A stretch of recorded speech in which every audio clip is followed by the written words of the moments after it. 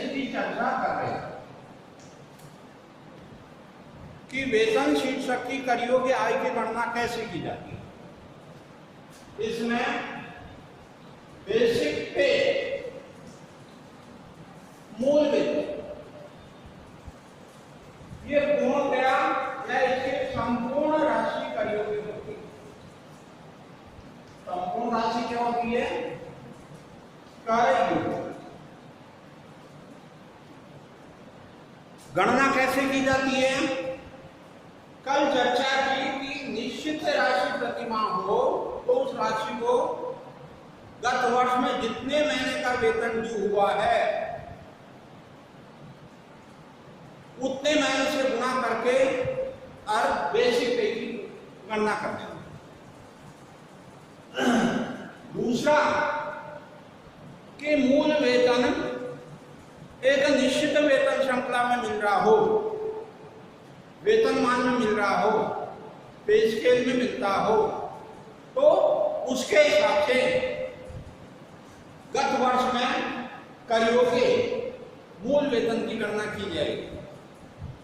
लेकिन जब से छठा वेतन आयोग भारत में लागू हुआ है, अभी 7वां वेतन आयोग भी लागू हो चुका है, तब से मूल वेतन की गणना का भिन्न तरीका है। इसके अनुसार कि पिछले मूल वेतन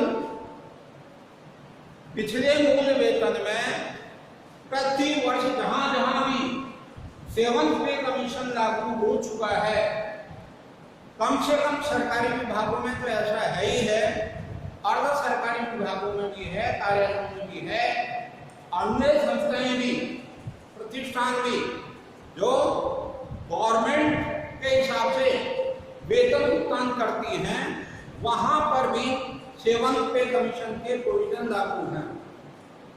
ऐसी स्थिति में मूल वेतन की गणना कैसे की जाएगी? जैसे मान लीजिए कि 1/7/2018 को कर्मचारी का मूल वेतन 1,20,000 रुपए था, 1,20,000 रुपए था। ऐसी स्थिति में हमें याद करना है कब से कब तक का? अप्रैल। और ऐसा भी हो सकता है, मान लिया जाए कि ये मिस्टर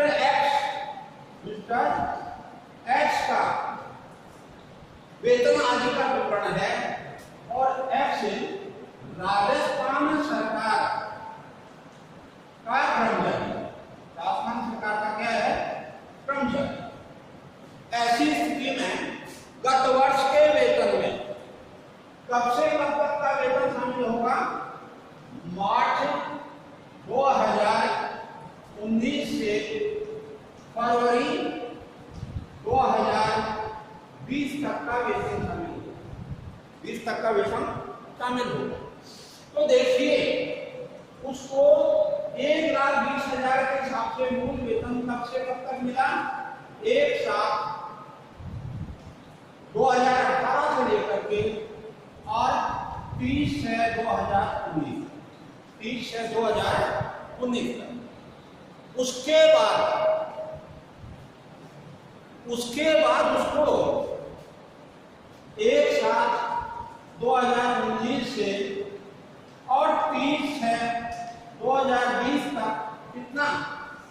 1,20,000 प्लस 3% 1,20,000 का, यानी 3% ऑफ 1,20,000 अर्थात 1,20,000 प्लस यानी कि 3,600 अर्थात 1,23,600।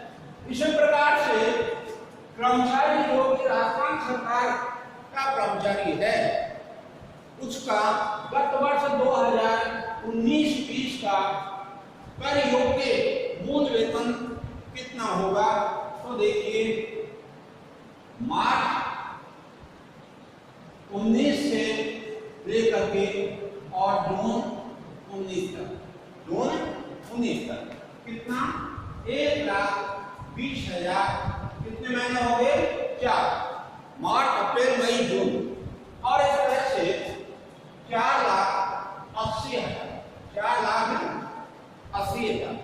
दूसरी तरफ है जुलाई 2019 से लेकर के और फरवरी 2020 तक, यहां मासिक मूल वेतन कितना है 1,23,600। तो ये कितने महीने का देख लीजिए, जुलाई से फरवरी यानी कि 8 और 8 माह के हिसाब से देखा जाए तो ये देखिए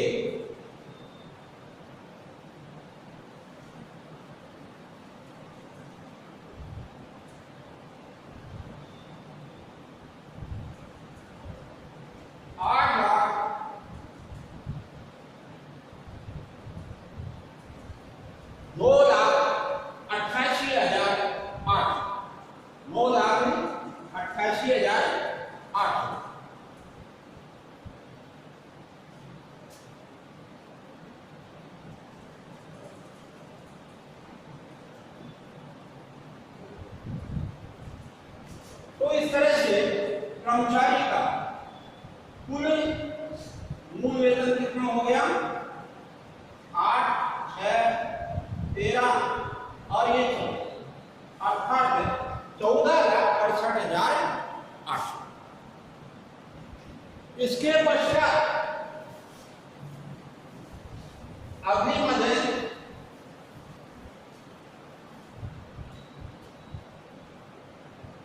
कमीशन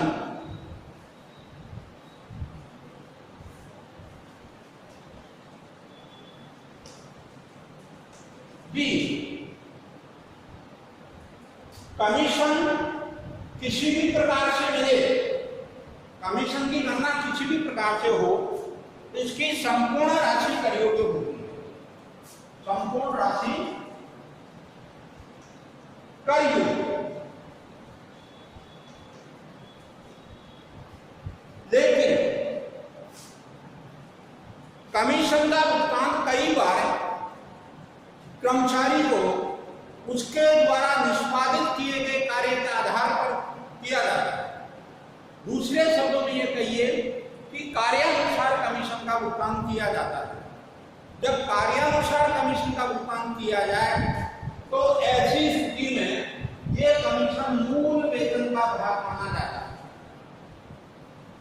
उच्चतम न्यायालय के निर्णय के अनुसार मूल वेतन का हिस्सा माना जाता है। लेकिन कार्यानुसार कमीशन का मतलब क्या हुआ? अर्थात कर्मचारी जो काम कर रहा है उसे काम के परिणाम के आधार पर कमीशन दिया जाना।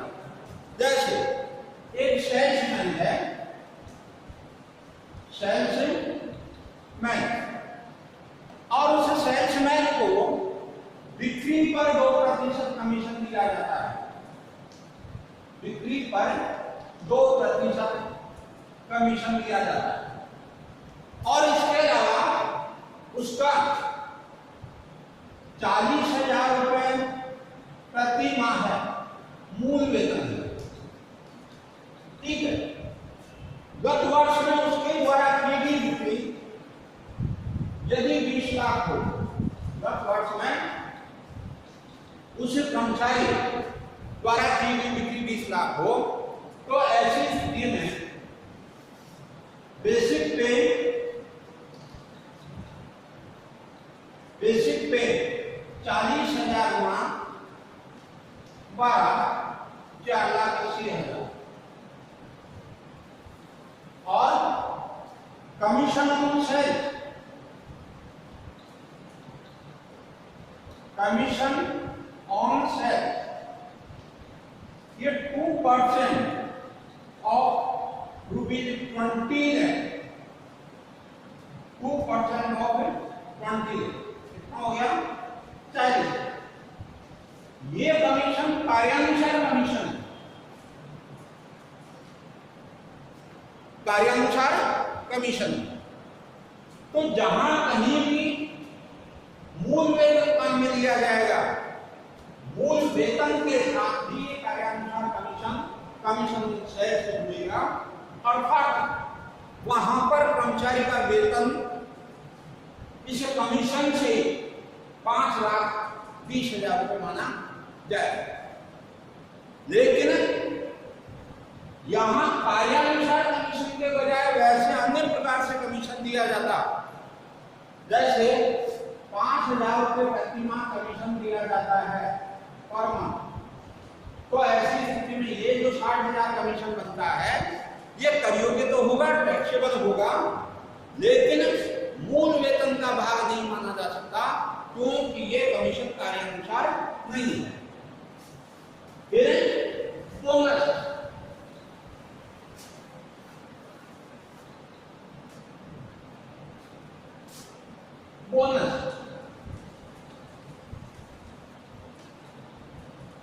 बोनस की भी संपूर्ण राशि कर योग्य होती है, संपूर्ण राशि कर योग्य होती है।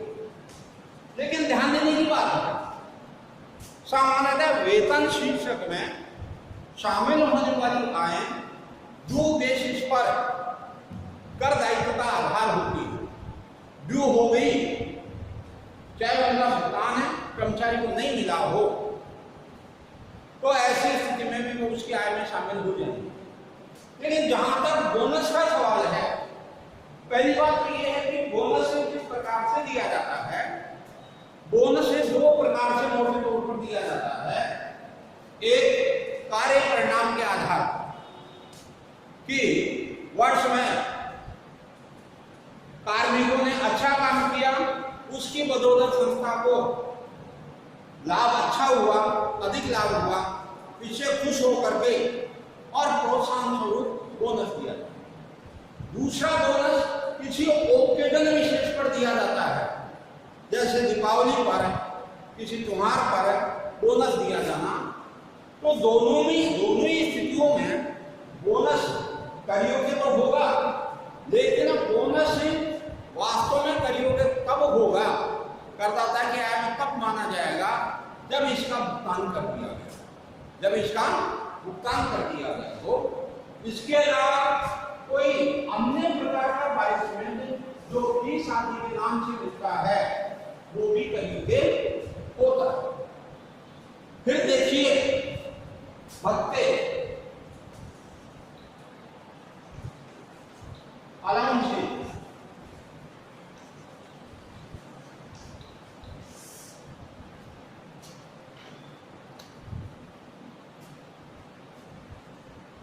कर्मचारी को दो प्रकार की आय होती है, एक मौद्रिक आय और एक गैर मौद्रिक आय। पिछले व्याख्यान में हमने चर्चा की कि गैर मौद्रिक आयों को अनुलाभ की श्रेणी में रखा जाता है और मौद्रिक आय भिन्न भिन्न नामों से मिलती है। तो मौद्रिक आयों की श्रेणी में ही भत्ते अनुलाभ भी आते हैं। लेकिन इनका मतलब क्या है, ये क्यों और कब और किस रूप में दिए जाते हैं,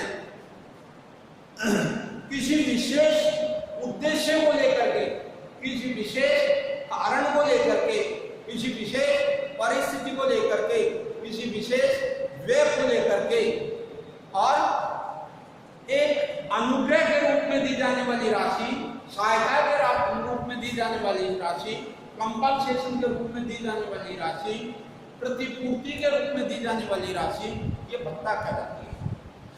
जैसे